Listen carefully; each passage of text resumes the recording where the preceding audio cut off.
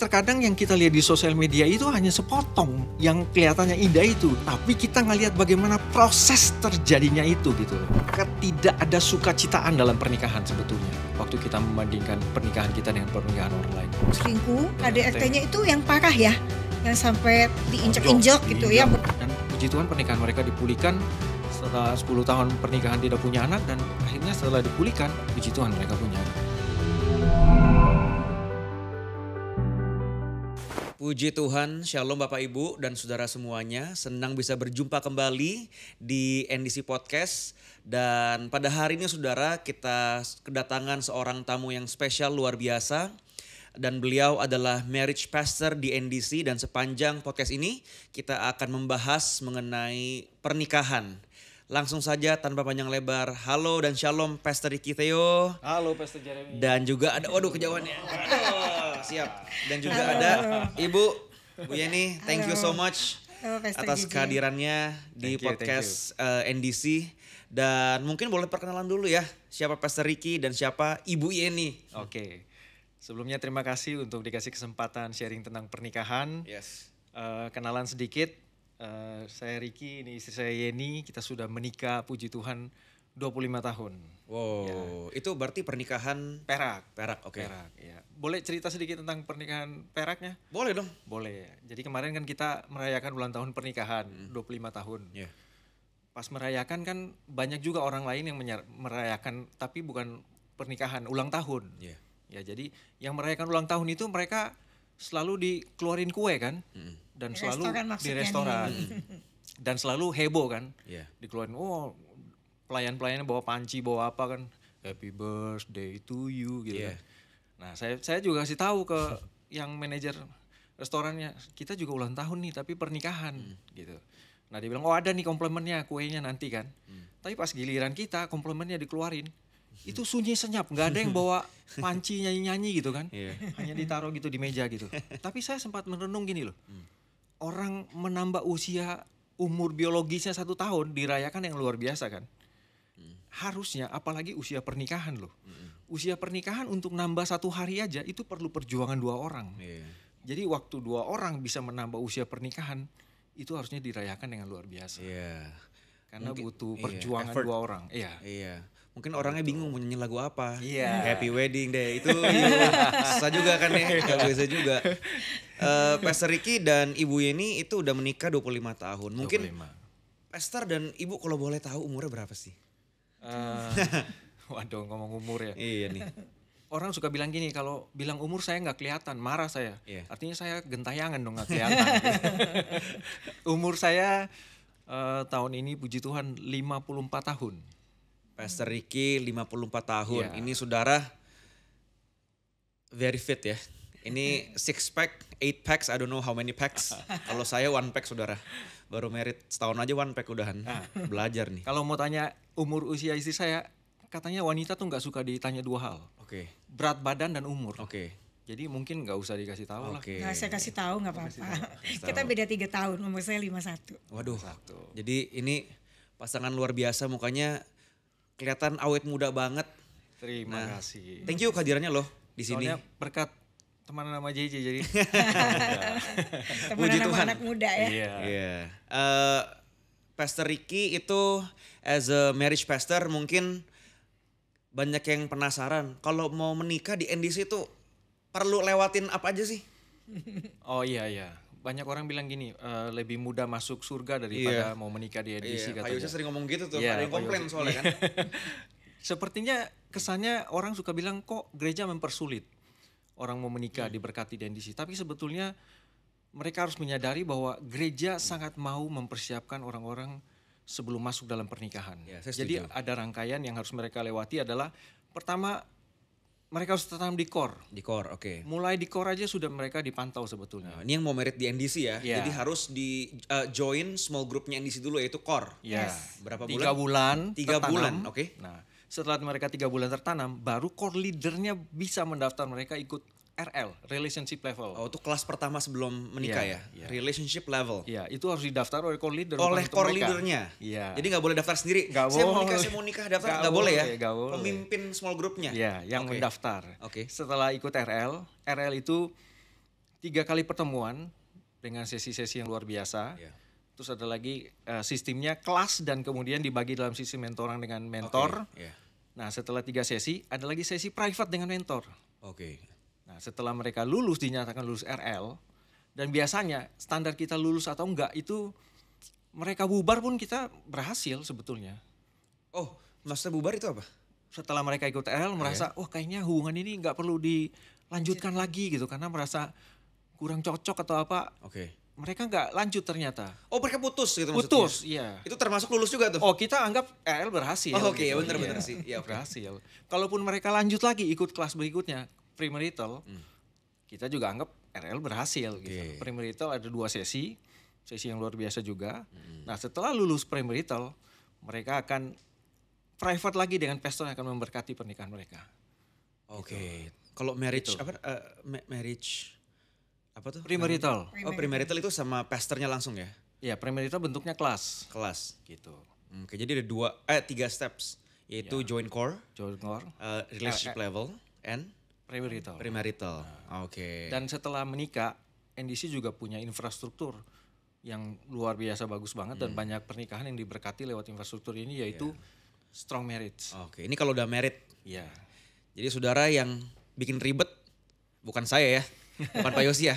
Beliau yang bikin ribet saudara nih. Enggak. No, I'm just kidding, aku bercanda. Iya, Kan tujuannya bagus. Iya, buat pernikahannya Betul. mantap. Yang lebih luar biasa ya.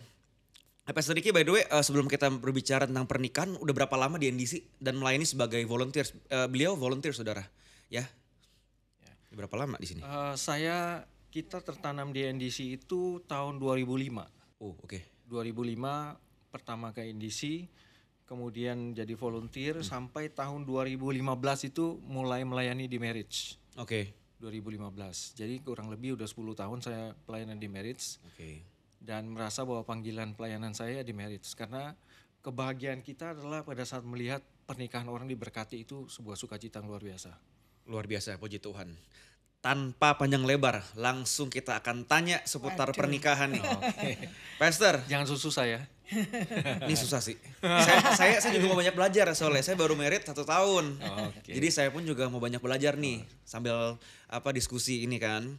Pastor Ricky, kenapa sih ada banyak khususnya pasangan muda itu kaget setelah menikah, padahal mereka udah pacaran bertahun-tahun. Ada yang bilang udah pacaran 10 tahun, ada yang bilang dari SMA, high school sweetheart, bahasa kerennya. Kenapa pas menikah, married, walaupun udah pacaran lama, ada yang kaget. Loh kok begini? Loh kok begitu? Kenapa begitu tuh?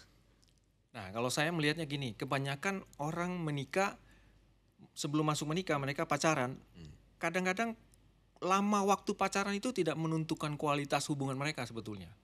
Jadi seberapa kualitas apa yang mereka isi dalam hubungan mereka waktu pacaran, itulah sebetulnya yang menentukan.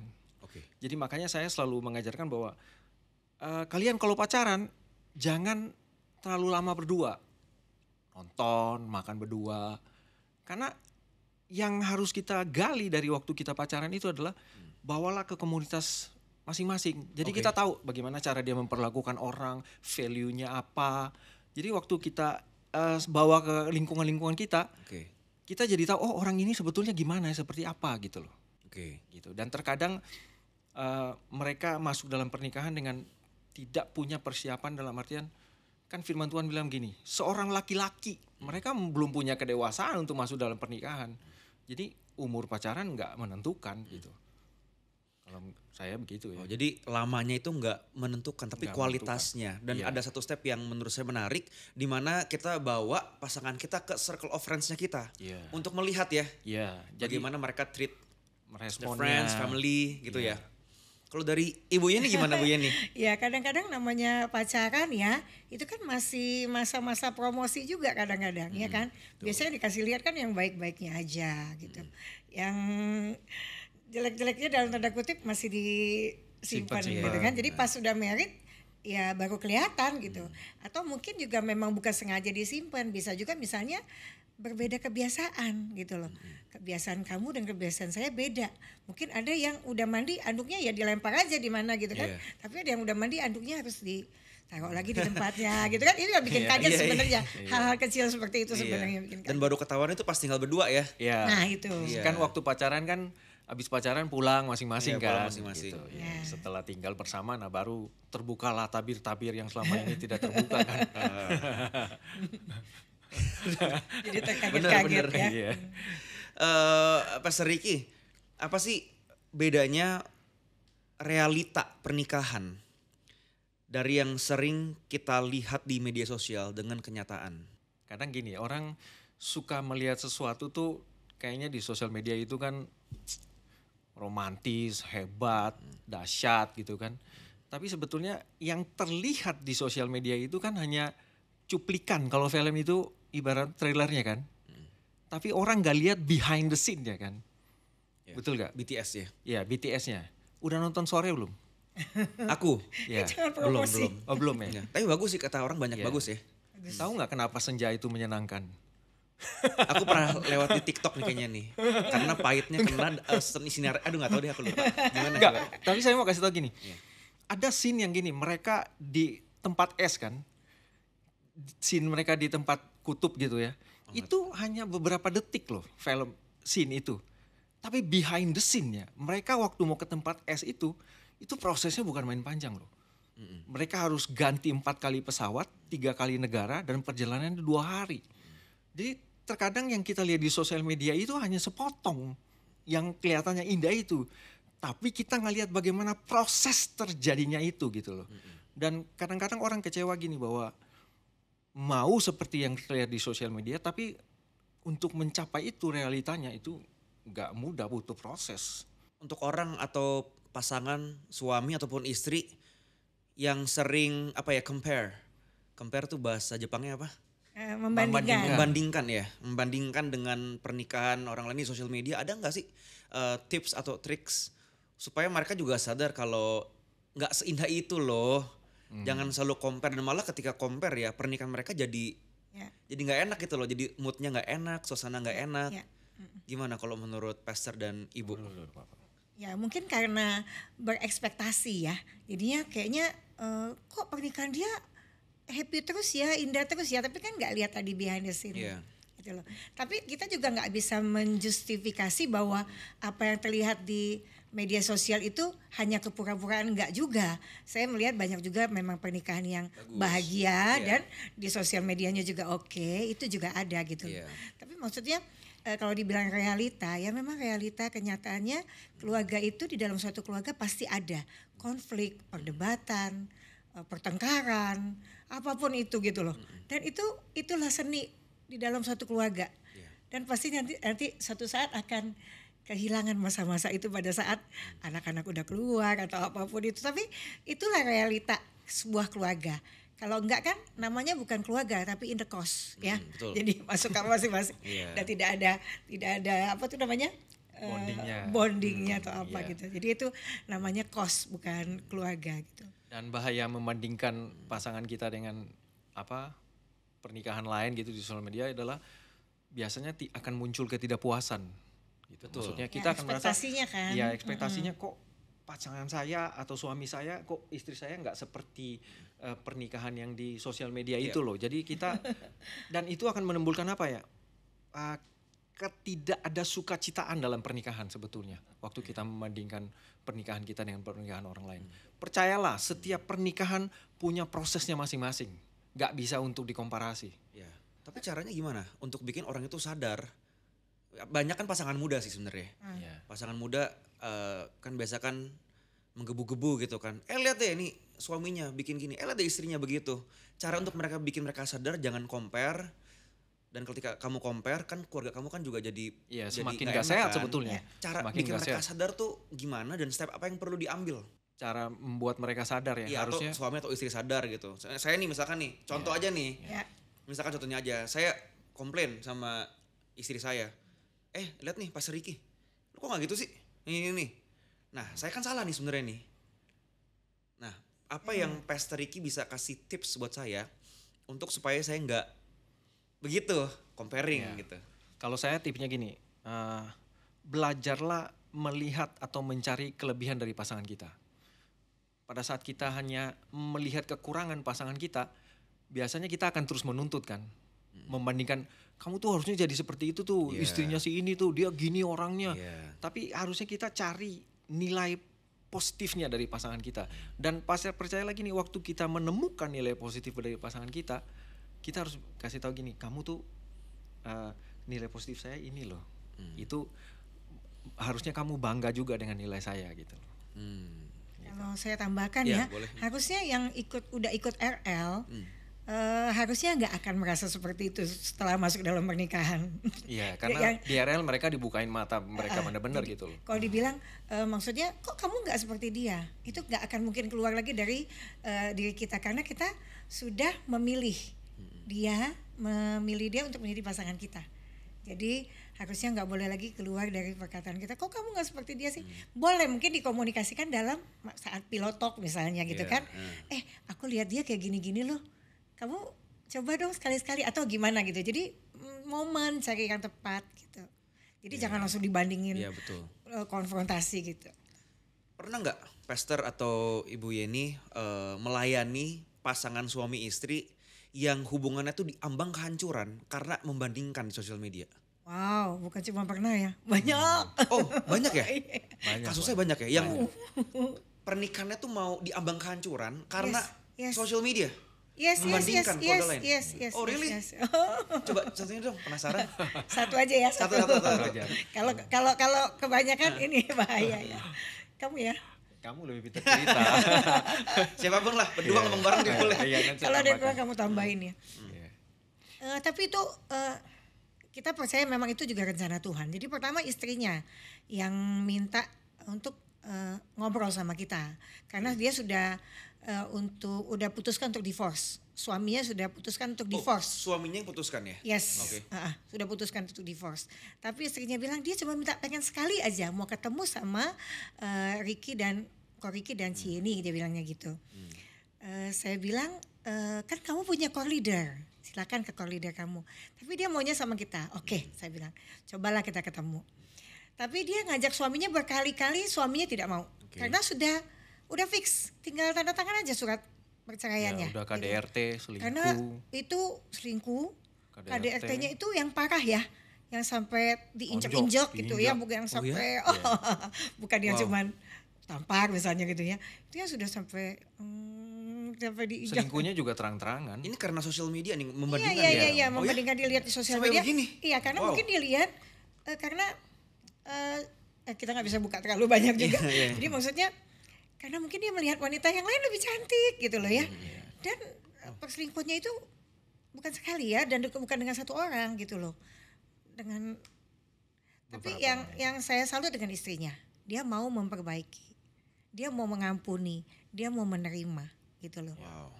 Dan kita selalu minta kalau ada suami istri yang pengen pernikahan mereka dipulihkan, harus bertemunya berdua kan. Nggak mungkin hanya istrinya saja atau suaminya saja gitu loh. Tapi dalam kasus ini istrinya yang mau, suaminya nggak mau gitu loh. Nah, tahu nggak caranya Tuhan pertemukan?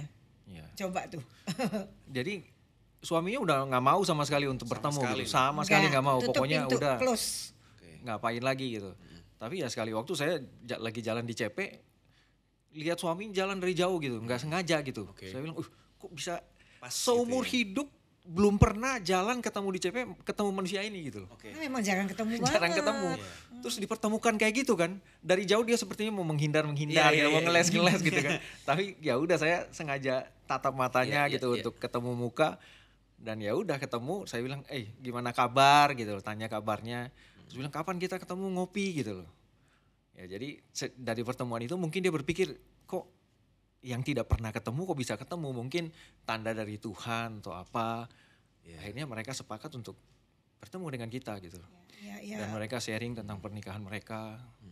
Gitu. Dan kita berapa kali pertemuan kita sharing tentang nilai-nilai pernikahan, Oke. apa yang Tuhan mau dalam pernikahan, cara mereka menghadapi konflik harus bagaimana, mengampuni pasangan bagaimana.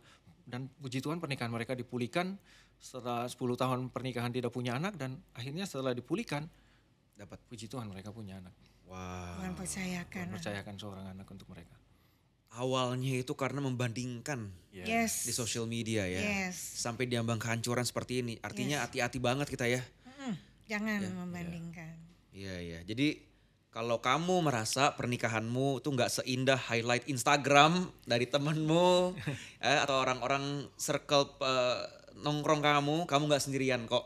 Ya, Pastor Ricky melayani banyak sekali orang-orang yang menikah dan emang banyak challenges-nya. Justru dari realita itulah ya, Pastor ya, cinta bisa tumbuh lebih dewasa lagi. Betul. Menikah itu kan, Pastor, bukan cuman tinggal serumah aja ya. Betul. Tapi hidup bareng. Hidup bersama. Jadi ada 2 karakter, Ya. 2 pribadi tinggal bareng nih. Dan kadang tuh bingung, ini tuh mau dibawa kemana? Kayak ada lagu kan, mau dibawa kemana pernikahan kita. Gitu kan. Boleh duet nih. Mau dibawa kemana nih pernikahan kita nih? Apakah pasangan suami istri itu perlu punya agenda pernikahan seperti rapat mingguan gitu untuk menata 1 minggu ke depan atau 1 bulan ke depan atau 1 tahun ke depan? Kayak di kantor ya. Iya, nah, gimana tuh? Udah kamu duluan. Gimana? Perlu nggak ada gitu? Kalau dari saya gini, mungkin nggak perlu sampai disengajakan dalam tanda kutip seperti orang rapat rutin mingguan di kantor gitu ya. Iya. Tapi maksudnya harus punya quality time berdua.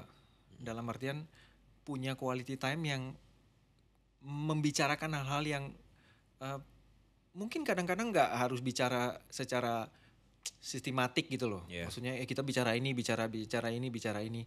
Tapi mengalir tapi ada sesuatu yang disengajakan dibicarakan. Khususnya kan musim pernikahan itu kan kadang berubah kan. Yeah. Dari bulan madu, punya anak, Yeah. anak sekolah gitu. Dan biasanya perubahan-perubahan musim itulah yang harusnya diambil waktu untuk dibicarakan gitu loh. Yeah. Maksudnya setelah kita punya anak, nanti ada kebiasaan hidup apa yang berubah, yang harus kita sesuaiin bersama. Agar arah tujuan dari pernikahan itu kembali yang tadinya dibikin mengalir, jadi ternyata pasangan saya perlu ini loh setelah musim ini berubah gitu. Okay. Setelah musim ini berubah dia pengennya begini gitu loh. Jadi dibicarain aja, nggak usah disengajakan. Malah tadi kita sempat bicara pilotok aja, ngobrol aja pilotok gitu loh. Wis, pillow talk. Ya mungkin tergantung karakter juga masing-masing ya, Pastor Jeremy. Mungkin kan sekarang kan gen apa gitu kan beda lagi kan, Gen Z dan sebagainya gitu kan. Mungkin ada yang memang suka gitu, misalnya dinner berdua, is okay, itu nggak masalah juga. Tapi saya punya seorang suami yang nggak suka keluar rumah. Okay. Dia orangnya family man dan maunya di rumah gitu kan. Jadi saya yang orangnya suka kemana-mana ya berkomunikasi. Ya udah kita ngobrol di rumah aja. Ya, okay. Ya dia nggak pernah tuh ngajak saya dinner romantis, candlelight dinner. Tapi curhat nih. sekalian saya curcol ya. Jadi kalau yang ngajak candlelight itu saya gitu ya. Selalu inisiatifnya dari istri. Iya. Spontanitas selalu dari dia. Ya, jadi nggak perlu kita tuntut gitu loh. Saya tahu dia orangnya seperti itu, ya udah. Jadi kita jadi kita benar-benar yang pilotok gitu loh, Pastor. Jadi benar-benar misalnya kayak semalam ya, boleh ya cerita ya? Boleh. jadi semalam tuh kita ngakak-ngakak berdua tuh sampai udah ngantuk tapi jadi ngakak-ngakak lagi gitu kan. Kan saya bilang, dia kalau tidur tuh kamu tuh kalau tidur tuh ngorok loh. Nanti ke kanan nadanya beda, ke kiri beda lagi. Enggak, saya nggak ngorok. Tapi kalau telentang nadanya beda lagi, terus kita tuh ngakak-ngakak gitu. Nanti saya mau rekap gitu loh. Jadi hal-hal lebih ke bonding gitu ya. Tapi kalau kamu merasa bahwa kita jalan-jalan liburan itu lebih ngebonding, dinner itu lebih bonding, it's okay gitu loh. Tapi balik ke pribadi masing-masing lagi. Maksudnya bukan soal, kadang kita jangan berusaha menciptakan topik yang berat sih. Maksudnya semakin hubungan suami istri sehat, sebetulnya semakin ada hal-hal yang tidak penting yang dibicarakan sebetulnya. Semakin hal-hal yang seperti ini kelihatannya konyol yang mereka bicarakan. Nggak perlu sampai, gue mau bicarain ini loh yang berat-berat loh gini. Gitu. Semakin kita dekat dengan orang kan kita semakin tidak formal kan. Iya. Gitu. Oke, jadi tergantung karakter dan pribadinya juga ya sih sebenarnya. Kalau pastor dan ibu kayaknya nyantai, pillow talk. Tapi kalau ada orang-orang juga, aku kenal juga orang itu yang harus sistematis. Dan dua-duanya begitu. Makanya. Tergantung ya, tiap pasangan tuh beda-beda. Beda-beda, Itu. Yang penting mereka bergerak ke tujuan yang sama. Betul. Visinya Tuhan juga. Pertanyaan berikutnya, kita udah pilot talk nih. kita udah kayak rapat agenda gitulah. Yang penting kan tujuannya satu, mengarah bergerak ke vision yang sama. Tapi kan nggak bisa dipungkiri, dua karakter yang berbeda itu kan pasti ada gesekan atau clash. Nah, ketika itu yang terjadi, apa yang harus kita lakukan? Ikutin istri, ikutin suami, atau bagaimana? Memang nggak bisa dipungkiri gini, ada pembicaraan yang nggak langsung ketemu titik temunya. Karena dua kepala kan, pasti dua pendapat yang berbeda kan. Tapi biasanya begini, yang pertama pasti cari waktu yang baik, yang sama-sama nyaman untuk bicara, itu pasti kan. Jangan maksudnya satu lagi baru pulang kerja capek-capek langsung bicarain hal yang berat dalam tanda kutip kan. Cari waktu yang baik, yang nyaman baru bicarain. Nah kalau tidak ada titik temu, kadang-kadang memang nggak terjadi dalam satu kali pembicaraan terus ketemu titik temunya. Gitu. Bisa jadi oke, hari ini kita belum selesai nih bicara ini ya, belum ada titik temu. Kita bicarain lagi nanti. Tapi dengan kedewasaan komunikasi adalah gini, bahwa ini belum selesai dan kita punya PR untuk membicarakannya. Nah, tapi kalau sampai udah dibicarain berapa kali belum ada ketemunya, ya kita harus cari titik tengah kan. Yang namanya menyesuaikan diri dalam visi dan misi dalam pernikahan itu kan nggak selalu gini loh. Nggak selalu 50-50. Nggak selalu saya mengalah 50, dia mengalah 50 baru ketemu. Enggak. Terkadang kita harus lihat nilai value yang besar. Gitu loh. Mungkin ada kalanya dia yang harus mengalah 90. Saya mengalah 90. Itu ketemu. Nah, saya 10 gitu loh. Itu namanya adjust juga gitu loh. Jadi adjust tuh tidak harus 50-50. Ada kalanya saya yang 90, dia 10 gitu loh. Tapi semua kita harus melihat adalah nilai kepentingan terbesarnya. Dan selalu dalam perdebatan itu adalah gini, jangan cari siapa benar siapa salah. Oh harus pendapat saya karena saya suami, saya ego gitu. Enggak juga, terkadang sebagai suami saya juga belajar mendengar masukan dari dia gitu loh. Dan kita harus belajar gini, bahwa waktu kita mendengar masukan dari istri, oh kalau benar ya kita harus ngakuin bahwa oh ini baik untuk tujuan bersama. Kenapa saya harus ngotot dengan ego saya gitu loh. Ada gak contoh konkret dari experience atau pengalaman pribadi pastor dan ibu, di mana ibu mungkin ngalahnya 90 atau pastor ngalahnya 90, ibu 10. Banyak. Satu contoh yang banyak kritikal buat pasangan, coba. Banyak. Contoh satu contoh aja simple. Ada dua nih. Yang satu serius, yang satu kayaknya bercanda. Iya, bercanda. Oke, coba gimana? Bercanda tapi kenyataan di real kehidupan pernikahan kita. Oke. Yang pertama itu adalah gini. Saya orangnya stabil cermat, SC. Mentok S, C-nya cermat. Gitu. Sedangkan istri saya adalah stabil intim, I-nya tinggi. Ada intimnya ya. Ada intim. Jadi lebih spontan dia. Kalau saya sangat terstruktur kan, sangat terencana kan. Ada satu titik dalam kehidupan kita di mana dia minta pindah rumah aja. Oh, ibu pindah rumah. Out of the blue tiba-tiba. Iya, tiba-tiba nggak ada angin, nggak ada hujan gitu loh. Nggak tapi becek sore-sore sih yang jelas. Gak ada ojek sih. Waktu itu kita tinggal di Rutamas, Iya. Terus kita sudah mulai beraktivitas di Greenfield kan. Gereja di Greenfield, saya ingat itu awal-awal kita mulai beribadah di NDC itu. Anak juga sekolah di Greenfield, kita tinggal di Rutamas, tiba-tiba dia bilang gini, bagaimana kalau kita pindah rumah ke Greenfield? Sebagai seorang laki-laki kan dengan kepribadian SC itu pukulan jet gitu ya. Iya gitu loh. Dan mungkin dengan keluarga juga karena bagi dia rumah itu adalah dari lahir dan sampai akhir hidupnya ya di rumah itu gitu loh. Iya kan? Tapi di posisi background saya berpindah rumah itu hal yang biasa. Iya. Dan saya dalam hati saya, kamu nggak kepikiran ya, pindah rumah itu kan satu hal yang peristiwa yang besar menurut saya. Kecuali saya punya orang tua konglomerat, tinggal kita beli rumah di sono, ini nanti dijual, nggak seperti itu kan, nggak kayak orang jual beli motor kan. Dan itu pukulan cukup ini gitu. Tapi saya belajar gini, mendengar, ya udah mungkin ada benarnya juga gitu loh. Dan itu akhirnya saya mengalah 90 tuh, 99 malah, dia hanya 1%. Jadi kita cari rumah pindah. Wow, gitu. Oke. Cari rumah pindah. Tapi saya mau instruksi sebentar ya. Interupsi diterima. Interupsi diterima ya. Diterima. Tapi Pastor Jeremy saya tidak memaksakan kehendak loh.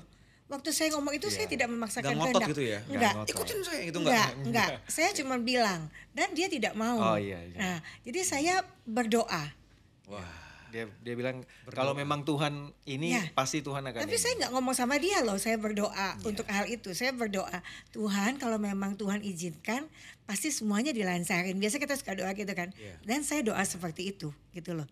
Tahu-tahu besok-besokannya dia bilang ini, oke, kita boleh cari rumah di sana, tapi saya udah menetapkan ukurannya sekian kali sekian, temboknya begini karena dia orang struktur, harus temboknya yang begini-begini. It's okay, coba kita cari. Lanjutkan. Dan itu terjadi hanya dalam waktu 3 bulan. Nggak hitung tahun loh, 3 bulan Tuhan jawab Langsung dengan luar pindah biasa. itu? Langsung pindah. Kok bisa?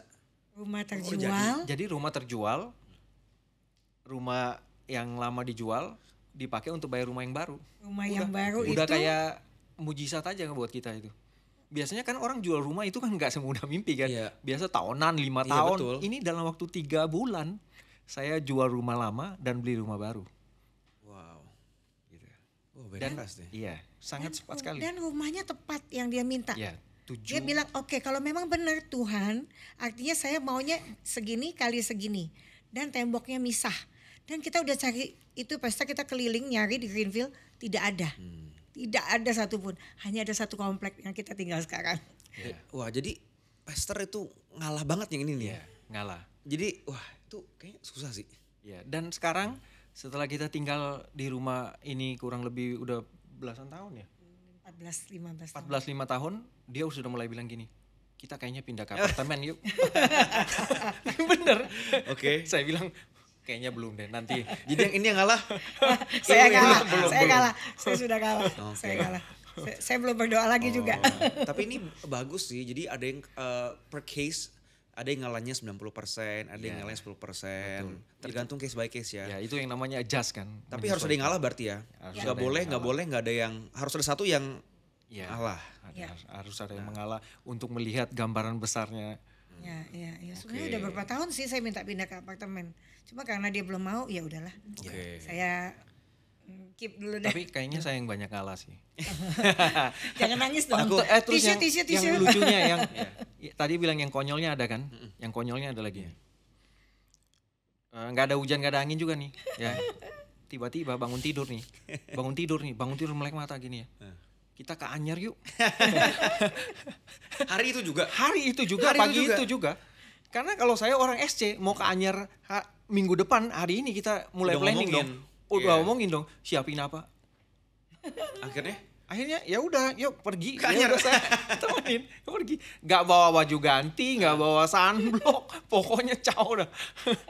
waduh. Begitu Pulang-pulang spontannya. sunburn semua. Sunburn semua, gak bawa baju. Tapi caranya gimana biar bisa ngalah? Nah iya itu gimana Karena caranya? saya belajar gini bahwa menyenangkan orang yang saya cintai itu kan membuat saya bahagia juga Wih, gitu. gila. So sweet banget. Udah kasih tisu buat ibu. Gitu. Oke. Oh jadi karena based on love ya? Ya, sejauh bisa saya buat akan saya buat. Wah luar biasa nih Pastor Ricky nih. Banyak belajar kita. Saya pun juga termasuk. Gak harus yang merasa oh kamu yang salah kamu harus minta maaf. Enggak, kadang-kadang kata maaf itu untuk hanya mendamaikan suasana. Kenapa enggak? Kita ini kan bukan dua, kita ini sama. Ada yang satunya sedih, satunya terluka, dan kita juga terluka. Nah, kalau menurut saya konflik yang sehat itu adalah konflik yang berprogres. Balik lagi ke firman Tuhan kan. Firman Tuhan bilang seorang laki-laki itu artinya udah dewasa. Jadi kalau kamu belum dewasa, janganlah kamu menikah.